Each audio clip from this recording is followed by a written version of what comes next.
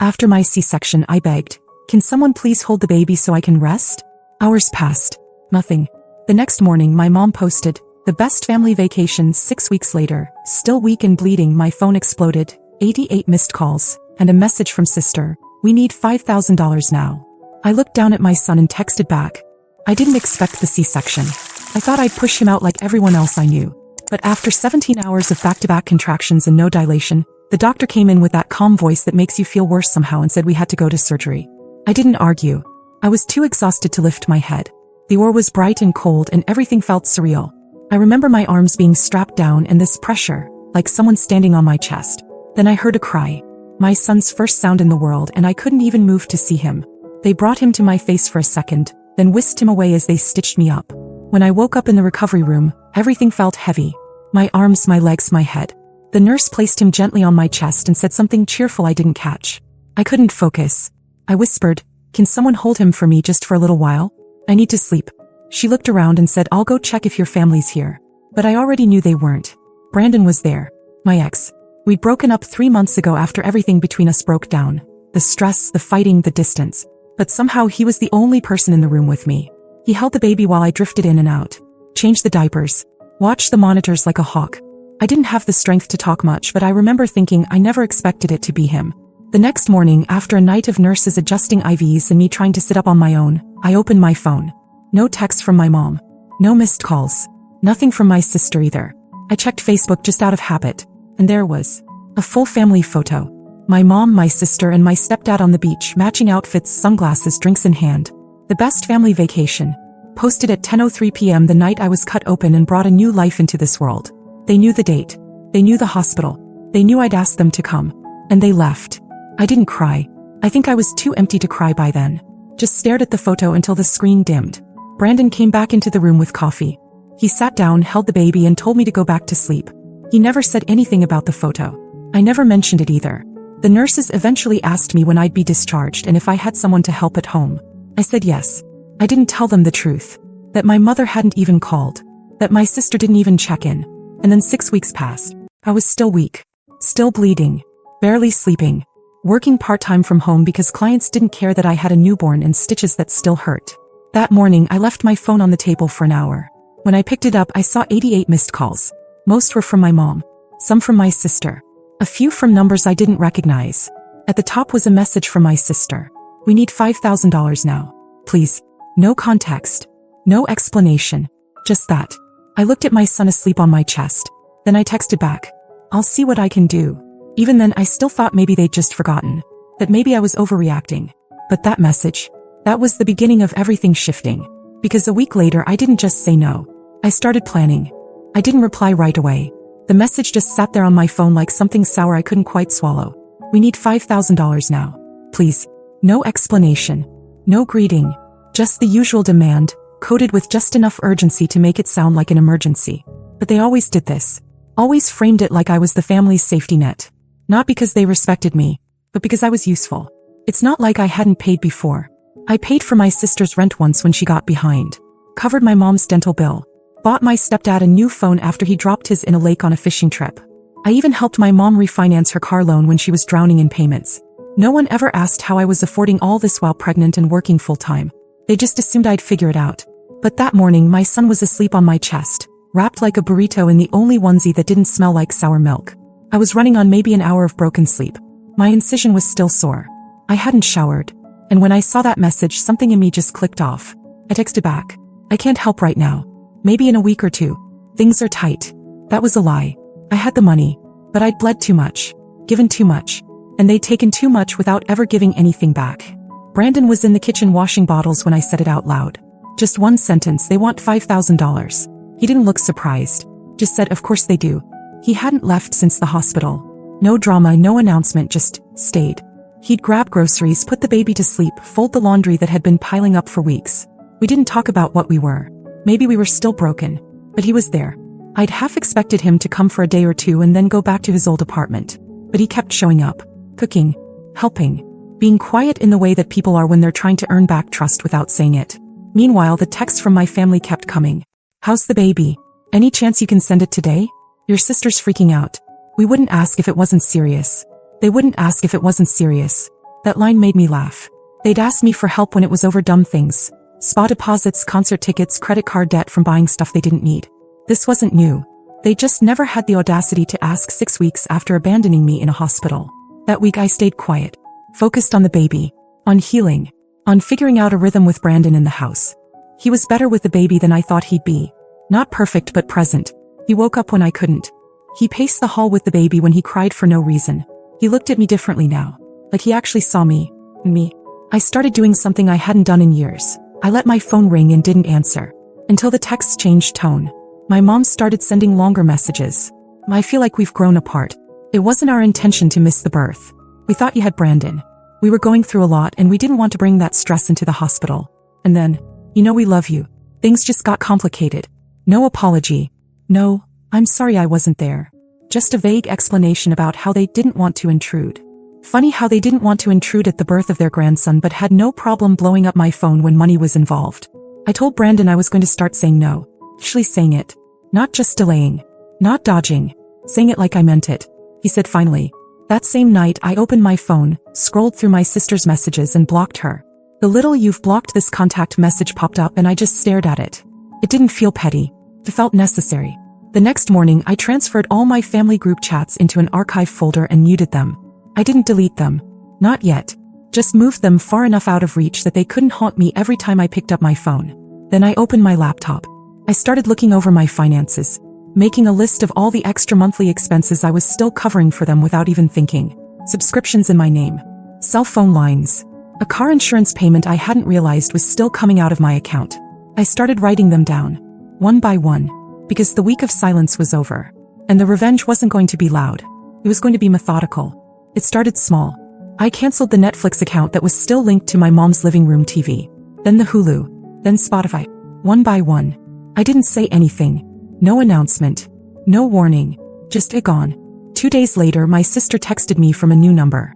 Hey, did the Netflix get hacked or something? It logged us out. I stared at it for a moment then blocked that number too. He tried again from a different one. Come on. Just let me know if I need to reset the password. We're trying to watch something. I didn't reply. Then came the call from my mom. I didn't pick up. She left a voicemail. Hey sweetheart, just checking in. Your sister's been really upset. And your stepdad says the insurance bounced? Did your card expire? Let me know, okay? Love you. The fake sweetness grated on me more than the silence had. I didn't return the call. Brandon was the one who noticed it first. You're quieter now, he said. I just nodded. Because something was shifting. It wasn't just that I was cutting them off. It was that I was finally starting to understand the role they'd boxed me into my whole life. The responsible one. The fixer. The wallet. And the worst part? They didn't even pretend to love me the way they did my sister. Even as kids, my sister was the center of everything. She failed a test. My mom blamed the teacher. I got straight A's. Well, that's expected from you. She threw a tantrum in public. She was just spirited. I voiced a boundary. I was too cold. When I got pregnant, my mom cried for hours. Not out of joy but because this could ruin your career. But when my sister flunked out of college for the second time, they flew her to Miami for a reset weekend. I was done. Brandon saw the list on my laptop one night. A spreadsheet with everything. Payments, logins, names. He just said, need help? I handed him the laptop. We started canceling things together. By the end of the week, their cable was disconnected. Their car insurance was switched off. The extra line on my phone plan? Gone. And that's when the panic started. My mom left voicemails that weren't sweet anymore. Emily, what the hell is going on? Your stepdad just got pulled over and found out the insurance was canceled. Are you serious right now? My sister from yet another number. This is next level petty. Grow up. We need this stuff. It's not even about the money. It's about family. I laughed out loud at that one. Family. Not a single one of them was at the hospital when I gave birth. Not a single call that day. They were on a beach while I was vomiting from anesthesia and holding my baby alone. Family didn't forget the biggest moment of your life just because they needed a break. Brandon came home with groceries one night, saw me deleting another voicemail and said, you don't have to listen to any of that anymore, right? I nodded. But I did listen to some of them. Not because I cared what they said, but because I wanted to remember how easy it was for them to turn on me when I stopped being useful. A week later, my mom showed up, unannounced. Knocked on the door like nothing was wrong, holding some cheap stuffed animal like it could patch everything. Brandon answered. She tried to push past him. He didn't let her. She asked if I was home. He said yes, but that I didn't want to see her. He called through the door. Emily, stop being dramatic. We just needed help. We've always been there for you. Brandon turned and looked at me waiting. I said nothing, and eventually she left. That night, Brandon sat on the edge of the bed rocking our son to sleep. He said, this could be your life. Just us. No more of their noise. And for the first time in months, I actually let myself believe it. 3 days after my mom showed up at my door like nothing happened, I got a certified letter in the mail. At first, I thought maybe it was some legal notice, maybe something from the hospital or insurance. I opened it standing over the sink while the baby screamed in the background and Brandon bounced him in the living room. Inside was a typed document. 2 pages. Double-spaced. Itemized. At the top it said, "What we've done for you over the years." No, I'm not joking. She had listed everything. Rent from when I lived at home after college. Groceries I ate while living there. A prom dress from 2009. $80 from a camping trip I didn't even remember going on. All of it tallied up to $18,620.34. He even used cents. Taped to the back was a handwritten note. "Emily, this isn't an attack. It's just to remind you that family is about give and take. We helped you. Now we need help. It's time to give back." I just stood there holding it stunned. I had just carried a human out of my body. I had healed alone. I had paid for their bills without keeping score. And they had the nerve to send me an invoice. I brought the letter into the living room, handed it to Brandon without saying anything. He read it, folded it back up and said, "So they're billing you for existing now?" I wanted to laugh, but I couldn't. I felt nauseous. It wasn't about the money. It was what it meant. They saw me as an account, a transaction, a person they could guilt and manipulate until I folded.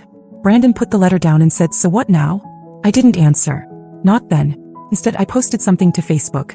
First time in months. It was a photo. Me and the baby. I was in pajamas. No makeup.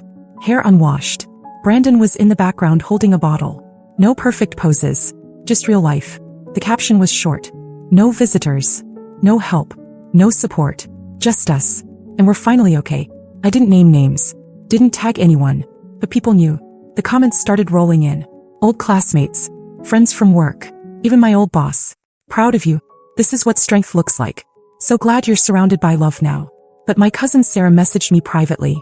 "Emily, just so you know, your mom's freaking out. She's calling people saying you're unstable, that Brandon took over your life. She's saying you're keeping the baby away from the family out of spite." That's when something inside me snapped clean in half. I sent Sarah a voice message. I didn't yell. I didn't cry. I just explained that they weren't there when I needed them most. That they were drinking cocktails in matching t-shirts while I was getting cut open in an operating room. That they only remembered I existed when they needed thousands of dollars. That they thought of me not as a daughter, not even as a sister, but as a wallet. Sarah's reply came 5 minutes later. "I believe you. I've seen how they treat you. You're not crazy, you're just done playing the part they gave you." And that night, as if the universe wanted to twist the knife a little further, something unexpected happened. Brandon proposed. But not with a ring. Not with a speech. Not with flowers. We were sitting on the couch. It was 9:30 p.m. The baby had finally gone down after screaming for an hour. I was drinking cold tea I'd reheated 3 times. I was in an old t-shirt with spit up on the collar. He looked over and said, "Let's do this. Let's raise him together. Really do it. Not out of guilt. Because we're already doing it. And because I don't want to leave." I didn't cry. I didn't overthink. I just said yes. Because he had shown up when no one else did. The next morning, I drafted a response to my mom's invoice. It took me 10 minutes. I sent her a check for $18,620.34. Along with a note. "Paid. Now don't ask me for another thing." And for the first time since I'd given birth, I exhaled. But I knew them. I knew this wasn't the end. They'd come back louder. Angrier. More desperate. And I was ready for it. The check cleared within 2 days. I watched it disappear from my account like I was paying off a credit card, not my own mother. Brandon asked me if I regretted sending it. I said no. Because I knew what would come next, and I wanted it to come. And I didn't have to wait long. 3 days later, my mom called me from a blocked number. I answered out of curiosity, not kindness. She didn't say hello. She said, "So that's it? You're cutting us off now? After everything?" I didn't respond. She went on. Said I was being brainwashed by Brandon. Said he was turning me against my own family. Said I was emotionally blackmailing them by keeping the baby away. I hung up. A few hours later, my sister called Brandon. I didn't even know she had his number. He let it go to voicemail, then played it on speaker while we sat at the table feeding the baby. "Tell Emily this is pathetic. She's burning bridges, and for what? You think she's gonna raise that kid without us? You're not even married. You think this is a real family?" Brandon didn't even flinch. He reached across the table and squeezed my hand. But the message stuck with me. Not because it hurt, but because it was exactly what they believed. That nothing in my life was real unless it included them. That Brandon wasn't a real father. That I wasn't a real mother without their approval. I started documenting everything. Screenshots, voicemails, messages. Every fake apology followed by another demand. Every passive-aggressive post from my mom's account. I kept it all. And then I started responding, not to them but to life. I called my phone carrier and removed the extra lines. Called the insurance company and gave them new payment info. Just for me. Changed passwords. Closed joint accounts. Anything with my name attached to theirs. Gone. They tried to shame me. Publicly. My mom posted a long vague rant on Facebook a week later. It's sad when people you raise turn their back on you. Especially when they forget who fed them, clothed them, and picked them up when no one else would. Got a dozen likes. 1 heart emoji from my aunt. My sister commented exactly. I didn't say a word. But people noticed. Friends messaged me, "Are you okay? Do you want me to report the post?" I said no. Let them have their little spotlight. Let them scream into the void. Because behind the scenes, everything was falling into place. Brandon had started freelancing again. We were taking turns with the baby and starting to feel like a team. We were exhausted, broke, and figuring it out day by day, but it was ours. All of it.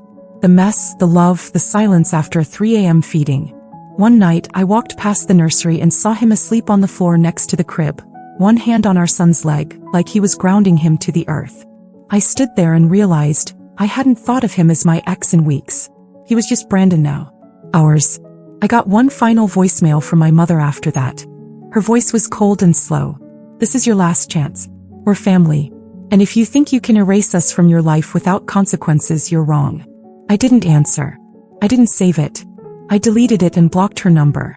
And for the first time since the day I gave birth, my phone was silent. Peaceful. Like the storm had finally passed. Strange how quiet life gets when you stop letting the wrong people into it. There was no big fight. No screaming match. No final confrontation in a driveway. Just silence. After months of drama, manipulation, and guilt, I blocked the last number, archived the last email, and closed the last financial tie.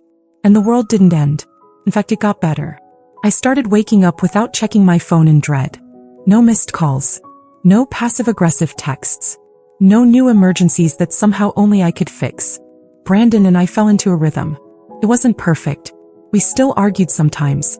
The baby still had nights where he wouldn't sleep unless one of us stood bouncing him for an hour. But we were figuring it out together. He hadn't moved out and I hadn't asked him to. Somewhere along the way, that question just stopped being a question. He was home now. He started leaving little notes in the kitchen. Reminders for bottle times or, "You got this," scribbled on the corner of a grocery list. He wasn't trying to fix me. He was just there. And after everything I'd been through, that was everything. One afternoon, while the baby was napping and we were finally sitting down with actual hot coffee, I asked him if he remembered that fight we had 3 months before the birth when he walked out and we thought that was it. He nodded. I said, "Why'd you come back?" He thought for a second and said, "Because I realized I didn't want to miss anything. Not the good, not the hard. And because you were the strongest person I'd ever met, and I was tired of pretending that didn't matter." And that was it. I never spoke to my family again. Not after the Facebook post. Not after the threats. Not after they tried to show up to our apartment again and found the building had updated its entry codes. They faded out slowly. Like background noise you don't realize is gone until you notice the silence. And strangely, no one begged me to fix things anymore. Once the money stopped, once the power shifted, the urgency vanished. My sister moved on to her next crisis. My mom found someone else to guilt. I heard bits and pieces from cousins, how my name came up less and less. How the story changed until they pretended they didn't even know what had happened. But I did. I knew exactly what happened. I became a mother. I stopped asking for permission to live my life. I chose the man who showed up, not the people who vanished. I built a home out of pieces they tried to convince me were worthless. And I never sent another dollar. Sometimes I think about that hospital room. About whispering, "Can someone hold the baby so I can rest?" And hearing nothing. No one coming. No one caring. Except Brandon. And now every night as I put our son to bed, I walk past Brandon brushing his teeth or cleaning up the kitchen, or lying on the floor making the baby laugh. And I think they were wrong. This is a real family. Maybe not the one I was born into, but the one I chose. And it's enough. It's more than enough. It's everything.